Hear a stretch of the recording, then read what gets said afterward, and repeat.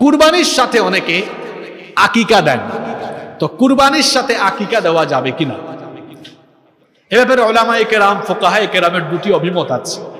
বেশিরভাগ উলামারা বলেছেন কুরবানির সাথে আকিকা দেওয়া যাবে, তবে এটাকে অনেকেই অপছন্দনীয় বলেছেন যে না দেওয়াই উত্তম, কারণ কুরবানি আর আকিকা দুইটা ভিন্ন ধরনের ইবাদত।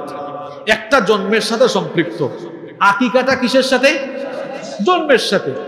আর কুরবানিটা হচ্ছে আপনার পশু জবাইয়ের সাথে এবং জিলহজ মাসের সাথে সম্পৃক্ত।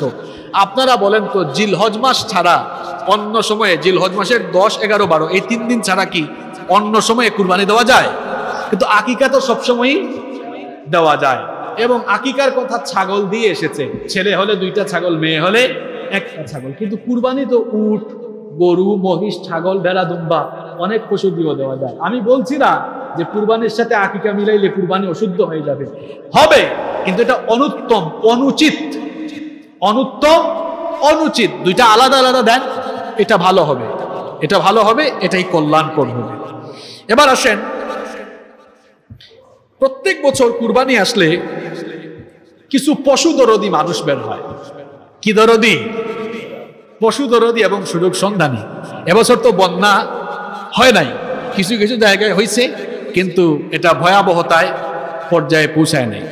বন্যা হইলে, বন্যার টাইমে, ঈদ আসলে এরা বলে, এরা মানে কারা আপনারা বুঝছেন, এরা বলে এই বন্যার সময় কুরবানি করার কি দরকার, কুরবানি না করে এই টাকাগুলো গরিবদেরকে দান করে দেওয়া হবে। এরপরে দেখা যায় বন্যা না হইলে অন্য অ্যাঙ্গেলে বলে কথাটা, তো কুরবানির সময় এত পশু জবাই করার কি দরকার, মানুষকে তো এই টাকাগুলো দান সৎকা করে দিলেই হয়। তা আমরা আসলে কুরবানির সময় পশু জবাই করে তো আমরা পশু হত্যা করি না, কারণ এই পশুগুলো তো যারা বলে এগুলো তাদের বাপ দাদারও নয়, এগুলো কার দেওয়া নেয়ামত? আল্লাহ বলছেন এগুলো আমার দেওয়া নেয়ামত, আমার নামে জবাই করে আমার শ্রেষ্ঠত্ব ঘোষণা করি। তা আমরা আল্লাহর শ্রেষ্ঠত্ব ঘোষণা করি, আল্লাহর নামেই পশুগুলোকে জবাই করি। আর যারা বলে যে এই টাকাগুলো দান করে দিলেই তো হয়, তো এতই যদি মানুষের প্রতি তোমাদের দরদ থাকে, তো যে সকল লোকেরা কুরবানি করে তারা তো কুরবানি দিয়ে কুরবানির পশু মানুষকেই দিয়ে দিচ্ছে, তো এখানে কুরবানিতে বাধা দাও কেন?